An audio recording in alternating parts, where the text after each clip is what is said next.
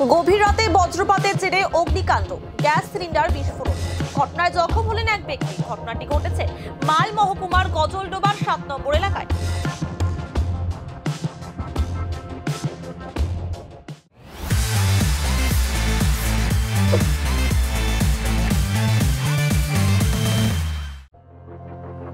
আবহাওয়ার পূর্বাভাস মতোই রবিবার রাতে ঘূর্ণিঝড় রেমালের প্রভাবে ঝড় বৃষ্টি হয় উত্তরের বিভিন্ন জেলায়।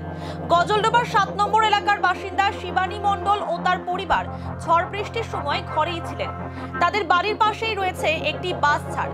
সেখানে বিকট শব্দে বজ্রপাত হয়। সেই বজ্রপাতের জেরে রান্নাঘরে আগুন লাগে এবং গ্যাস সিলিন্ডার বিস্ফোরণ হয়।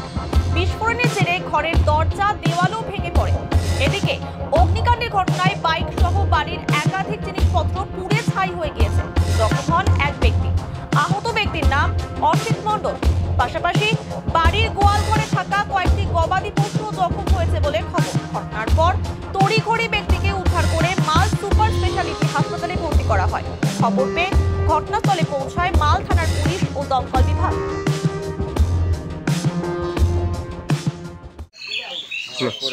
আমাদের গজলডোবা বাঁধের পাশে অনিল মণ্ডলের বাড়ি। গ্যাস সিলিন্ডার বাস্ট হয়ে একজন আহত, ঘর বাড়ি উড়ে গেছে। আপনারা প্রশাসন থেকে এসে কিছু ব্যবস্থা নেন, আপনারা একটু দেখভাল করেন। দেখেন একজন মাল হসপিটালে ভর্তি আছে। একটা গরুর পায়ে আঘাত লাগছে, আর ছাদের ইটি সব কংক্রিট সব উড়ে গেছে। আর কারো কোনো ক্ষতি হয় নাই।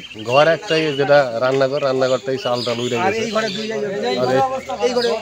আর পাশের এক ঘর কংক্রিটের ঢালাই মালাই সব উড়ে গেছে। হ্যাঁ, দরজা মরজা সব ভেঙে গেছে। প্রশাসন থেকে এসে দেখুক, দেখলে এরা বুঝতে পারবে।